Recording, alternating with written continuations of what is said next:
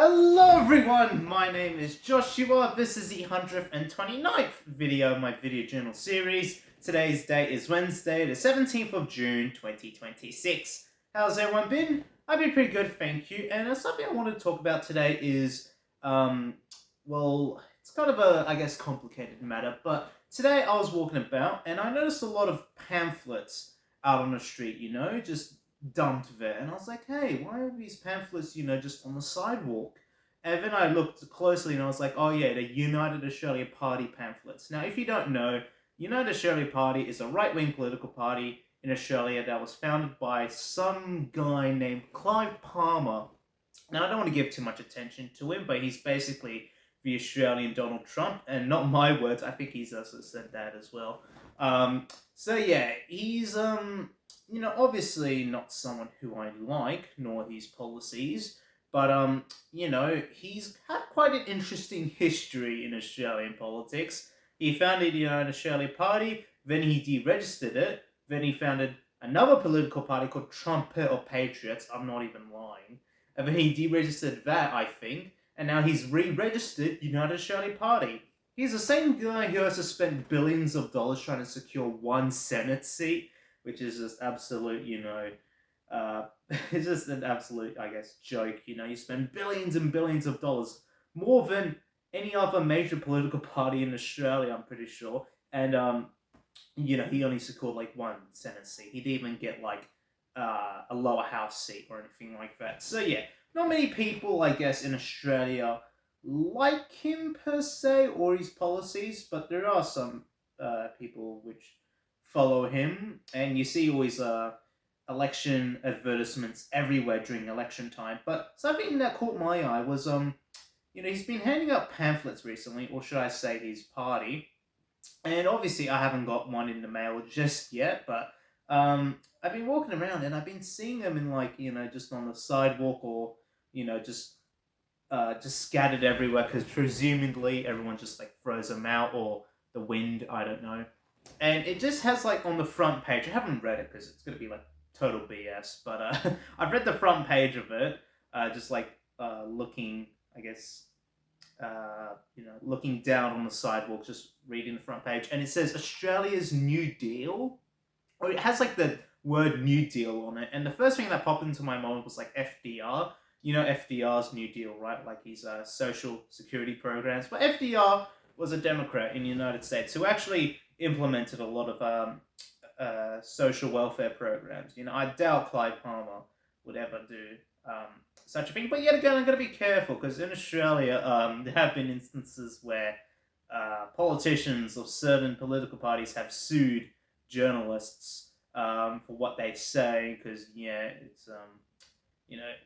it's one of those things where, some politicians in the country feel like their feelings are getting hurt and then they like to sue people over it. And, I don't have much assets. What are you going to do? Sue a 20-year-old that has, like, no house or anything like that. Obviously, I have, like, no possession of a house. I live in a house, but it isn't mine. I got, like, some anime DVDs, if Clive's into that sort of thing. I don't know. Yet again, this is, I guess, a joke, but it's not really a joke how, some people like to, I guess, suppress other people's voices because they got their feelings hurt. But, basically, yeah, I've seen pamphlets with just New Deal and the UAP logo on it. And I'm like, all right, who's this guy trying to be? Like FDR? Oh, I got a new deal for Australia, and we're going to implement all of this, and this. And who knows, maybe I'll pick one off the street if it's just like laying there, and I'll give it a skim through and see, what's being promised in heavy apostrophes and asterisks and all that. But something I noticed, particularly around election time, and the thing is, it's not even election season. Like the New South Wales state elections next year, but then the federal one's going to be in 2028. So why is he handing out pamphlets now? Maybe it's because he's re-registered the United Australia Party and he's like, all right, well, I need to get the word out. But everyone knows your political party, and I doubt people are willing to, I guess, change their minds sort of thing. So yeah, I don't know. I've been a little bit all over the place with his like political parties and all of that. I guess this is just a video to explain why I don't like Clive Palmer. Why I don't like, I guess, far-right politics in general. Here in Australia, at least, currently right now in the year 2026, there's a political party called One Nation, which has been rising through in popularity recently. 10 years ago, no one would have really voted for him or cared for him, but now they're being gaining a lot of support. Like in the polls, they've just been surging, kind of like Reform UK in the UK, obviously, or just far right politics in general. It has been very concerning. Yet again, I don't like to mention. I know my name's not the Prime Minister, but it has been somewhat concerning, and who knows what it will look like at the next election if One Nation gains seats, which they are likely to form outright government. I don't know, but there's been serious talk about them forming a coalition with the Liberal Party, perhaps a Liberal Party National One Nation coalition, which will be three political parties in one, or maybe the One Nation and the Nationals form a coalition or something like that. I don't know.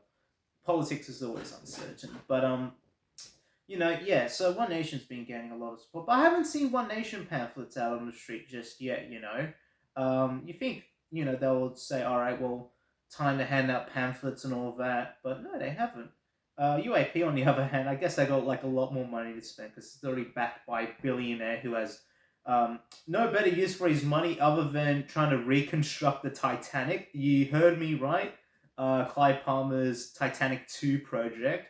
Which I guess gives a sense of, what this guy thinks is appropriate for spending his money on. He's trying to, I guess he hasn't really learnt the lessons of history when you're trying to replicate the Titanic without extra, I guess, anti-iceberg protection. Yet again, would I trust a ship, let alone a ship named the Titanic, built by Clive Palmer? Most probably not, I'll say that, especially if it just takes the exact same route, and if there's an iceberg along the way, Yet again, though, it's I guess I'm making a joke here, but at the same time, he's literally, just spending billions and billions, because I guess he can afford to, but, it's just, to me, it's quite, I guess, just useless. I don't even know what he's trying to achieve, but I guess, if you're rich enough where you can't, I guess, differentiate your millions from your billions, you're in a completely different mindset. I haven't actually checked up on the Titanic 2 project. I don't think it's done or anything like that, but, would I trust, I guess, anything from Clive Palmer? No, not really.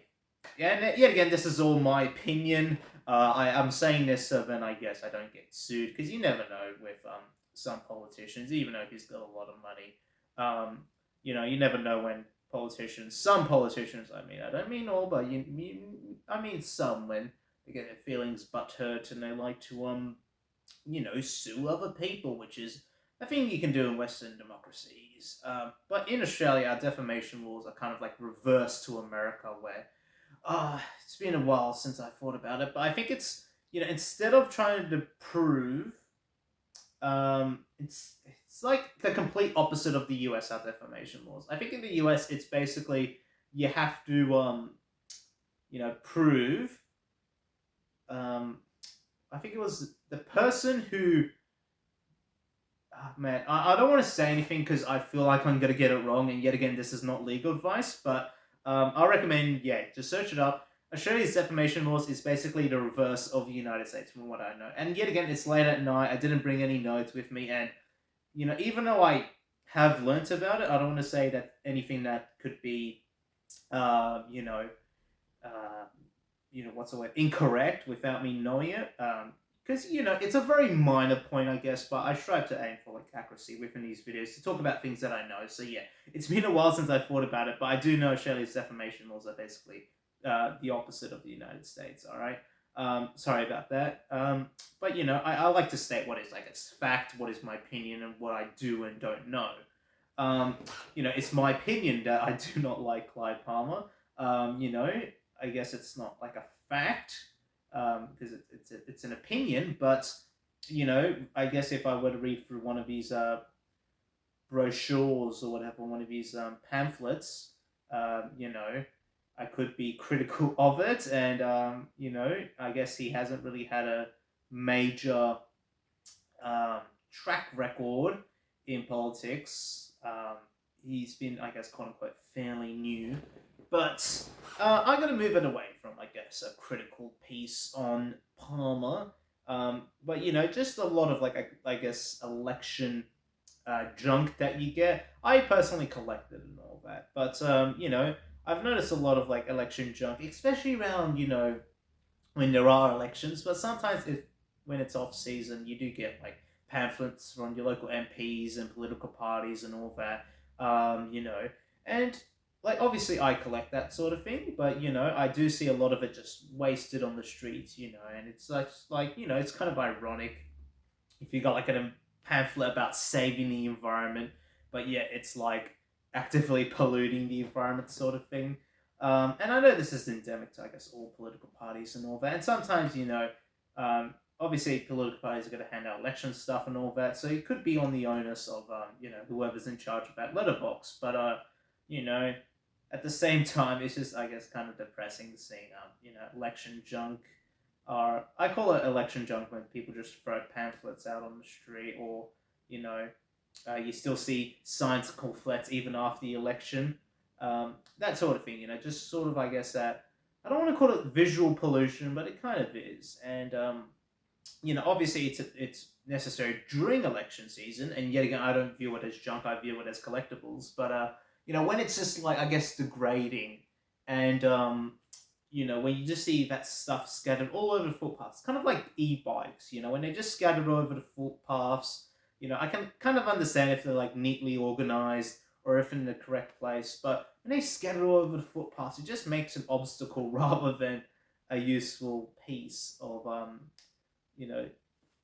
guess, well, a useful piece of information for the pamphlets or a useful transportation tool for the bicycles, but I feel like some of the onus should be on whoever's distributing these, or the people using them practically, because e-bikes is another thing I have. I don't really object to the concept of e-bikes in general. It's just where they placed annoys me, and they're like a zombie virus. E-bikes, at least the spread of e-bikes has been like a zombie virus. You don't see one in your street, but then you know uh a couple of weeks later, right, once they launch in your area, everything seems fine. But then one just suddenly appears on your street, and you think, oh, that's only one. Then two, three, four, five, and suddenly when you go to the town square or center or whatever, you just see a bunch of them just chucked along the side path. I know along Broadway, there's a ton of e-bikes. Just scattered along the footpath, and Broadway only has like a very narrow footpath for the amount of people that are like passing through it. It's literally in the city,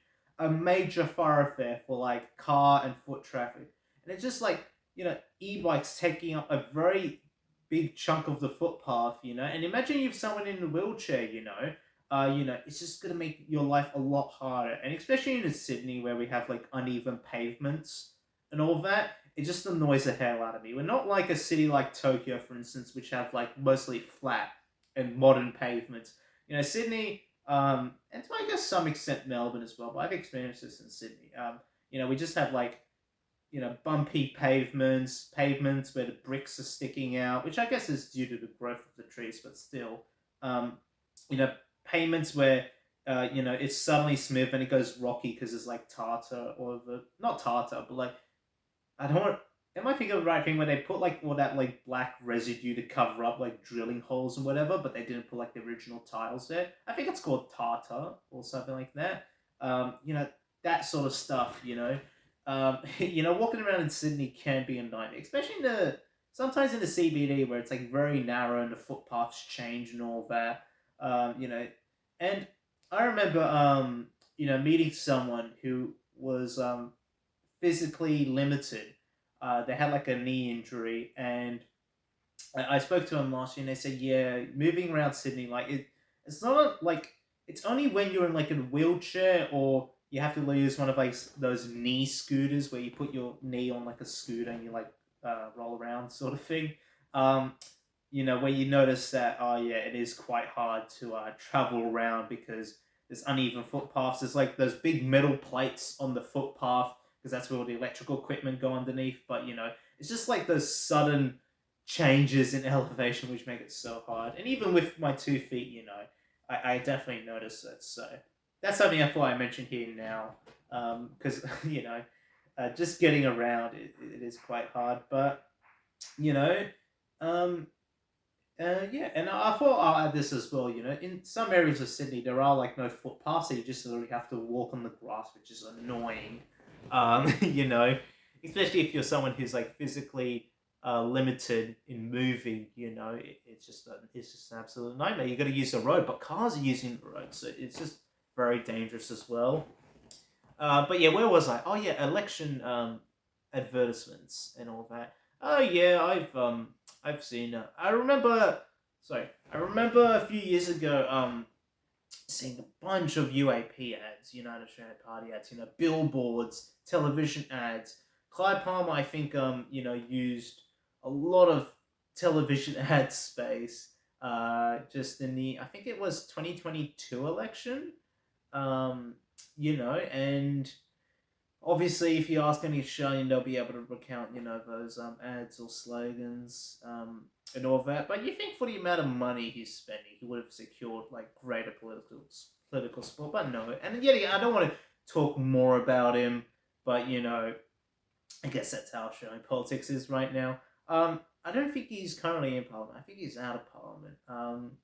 Yeah, he is out of Parliament because politics is changing again. I struggle to keep up with it sometimes. Um, so yeah, I think he's out of Parliament now, but I don't know what he's doing now. I don't know what he's doing to return to politics, if he's gonna like return and put himself as a candidate. I'm not sure. Yet again, this whole video was basically sparked by me just noticing a bunch of UAP pamphlets out on the street. But I guess yeah, and what else? Oh yeah, Australian politics. It is Australian politics. um, same old issues. I guess we have like many other countries we are experiencing. I guess here in 2026, cost of living crisis, rent, housing crisis, and all that. Certainly issues that we should be worried about and fixing. Especially housing. And all that. But I think that's really opened, I guess, a gateway for other political parties. The minor political parties, or previously minor, I guess, grown numbers, like UAP, One Nation, all that. So I guess I guess not really UAP. It's really just One Nation who's just been like growing because they've attracted a lot of support. People who I guess have gone away from the major political parties. Kind of like I guess Reform UK with the Conservatives and Labour in the UK, and I guess here in Australia, Labour and the Liberals. But it is yet again in my thought concerning. People will be watching this video, I guess, in 20 years from now, or even 30 years from now, and I guess be analysing this as part of history. And well, as of recording this, history is in the making. I don't know what will happen next election cycle and all that, but what I can say is you know, don't take this as fact. This is just solely my opinion. But, even though a party like One Nation, right, I don't think can form outright majority next election. It'll be a very, very cunning strategy if they do. But I don't think they'll be able to cure. I don't think they'll be able to acquire 74 seats from virtually, I think, one seat. They only have like one seat in the lower house right now. I don't think they'll be able to gain 76 in one fell swoop. But I think, there is a great possibility that they can form a coalition and have some presence in the government. It could be like the Greens, where they're like the sort of decision maker. They have like a few seats and they, I guess, break the majority. So then, if a government wants to pass a bill in the lower house to the Senate, they have to like make a deal with One Nation and all that. So they can certainly have that presence, I'll tell you what. They can certainly have that.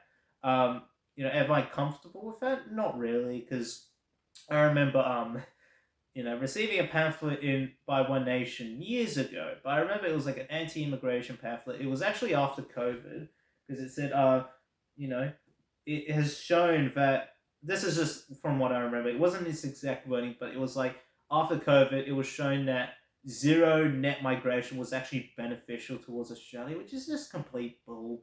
Our birth rate is actually declining, our natural birth rate, and looking at it from like a looking from like at least within my perspective, without obviously migration, our natural birth rate will be declining, which means our population will be declining. And obviously, that could mean lower house prices, but that means a bunch of other crises which will prop up, like aged care. Who's going to look after all the elderly people? Who's going to do all these jobs? People are going to retire. There's going to be fewer young people to run the country, fewer young people to do all the manual labor work. These are issues which we're currently experiencing right now in 2026. We're experiencing, a blue collared crisis. Basically, we don't have enough people to do tradie jobs. We don't have enough people to do the like even simple stuff like cherry picking and all that. We mostly rely on migrant work for that, and in some ways, migrant work is exploitive. I've heard instances where they're underpaid, sometimes they're not paid at all, passports confiscated, and all that, and it certainly needs reforming. But like we rely, and yet again, like it is like deeply concerned, and it does need to look into it. But that's how that's the process, unfortunately, how it happens in Australia. But regardless, we still rely on migration from overseas to facilitate our population growth. Our country's problems aren't necessarily going to be solved by cutting off access to the world, sort of thing. Obviously, lower migration will lead towards less demand for houses, but you got a bunch of other problems which will prop up. And if you look at a country like Japan or Korea, for instance, their birth rates are declining, and they're experiencing some of these problems which I mentioned. Not enough people taking care of the older people, because we have a high life expectancy here in Australia. So yeah, that's what I sort of predict. I can sort of predict in the future that these issues which I mentioned may come to light, but yet again we won't realize it before it's too late, sort of thing. And yet again, I don't want to make this video inherently political, but these are just simply my thoughts and opinions. But yes, I remember seeing it, and that just made me very angry. As someone whose grandparents moved from overseas to Australia, who moved from places devastated by war and all that, it was highly offensive. And I think now we should be accepting a lot more migrants, especially from war-torn areas. Now more than ever, people need help. But seeing some people, I guess, argue against that, within my opinion, is just it's just I guess disgusting. And yet again, within my opinion, we should be handing out more humanitarian and refuge visas, and we should really, I guess, be more open towards it. And Australia, we are a very multicultural country. It's something that I'm proud of. We're very diverse. We've had a history of accepting refugees and people from developing nations and people who want to have a good life in Australia, and that's what I'm all about. And that's I'm fairly certain a lot of other people are with me on this, especially Australians. But you also got like other countries like America, which have historically have allowed a lot of people from developing nations and people who want to seek a better life in America. Obviously, in America now it's a little bit different here in 2026. They have done some visa restrictions and all that.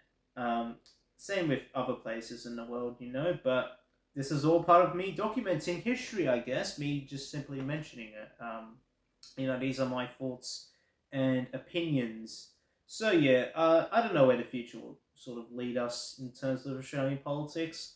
If I guess United Australia Party makes a resurgence, but I don't think it will. But one thing's for certain, I'll see a lot more, I guess, waste and a lot more, pamphlets and election material discarded out on the streets during election time. I think that'll always be certain, unfortunately. It is certain. I guess it is important to have election advertisements, but when they're just disregarded out on the streets and all that, just pose significant, I guess, um, visual pollution and can interfere with um, the local environment and all that. Um, which I guess is just down to how people treat election ads and all that. Um, or I guess like the mass scale of these pamphlets which are produced, and maybe you can resonate with where you're from. For instance, you might not be from Australia, but you might be from like overseas, like America or Europe. Um, do you have the same problem where around election times you just see pamphlets discarded out on the street? You still see signs up even after the election, which I don't think is legal in Australia. I think you got to actually take down those signs after the election. So yeah, I think that's one thing for certain. But yeah, we're still, I guess, a little bit uneasy about just the rise of certain political parties. Of I guess the shift towards more conservative but ultra conservative politics. And yeah, again, this is nothing to I guess be you know absolute freaking out over, but rather it is kind of concerning for me, just because I've seen what you know certain political parties like One Nation have said in the past, and it goes against greatly in what I believe in. And yet again, though, who knows where history will take us? A lot of people thought that Labour were going to lose the 2025 election, but they actually won by a majority landslide. A lot of people thought they were going to win in 2019. They lost. So politics is rapidly changing. And I heard, in the UK, Reform UK, now there's a political party called Restore UK. I think I mentioned this before, that they apparently going to overtake Reform UK. And maybe there's going to be a new political party, which will add a new mix in there. And obviously, now you got President Trump of the United States who's been talking about running for a third term, which is, I guess, concerning when the US Constitution only allows someone to run for 2 terms max. But I think he's arguing that, since he served 2 not consecutive terms, that he could run for a third, apparently. Like, yeah, that's very stupid if you just ask anyone, really. I don't think could he run for vice president again? I'm not sure. I'm not going to leave these doors open for him, but why did I say again? But what's preventing, I guess, a president, when he's booted out of office to, run for vice president? I don't know any law that I guess prohibits that. Maybe I might be wrong. But yeah, I guess U.S. politics is also certainly interesting at the moment. Right now, they're hosting the 2026 FIFA World Cup. It's actually between Canada, United States, and Mexico, 3 countries. But obviously, the mainstay is the USA. And yeah, obviously, this video has kind of been like a variety hour, but these ideas just keep on flowing to me. These thoughts of what's been happening around the news. They've just been coming to me. Obviously, yeah, that's been happening. A lot of countries have, I guess. It's not like because I remember the last World Cup, 2022. That one was a big deal. A lot of people talking about that, but I actually haven't heard a lot about this World Cup.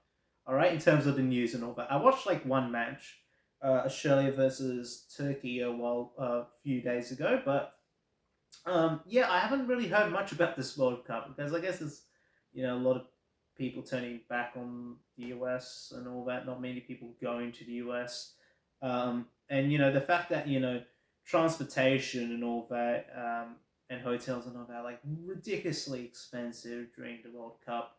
And I think I saw like a YouTube video, or just like a news article that stated that to get from like Manhattan to a stadium in New Jersey where there was like a soccer match being played, a bus ticket was like $40 US, and that's like ludicrous.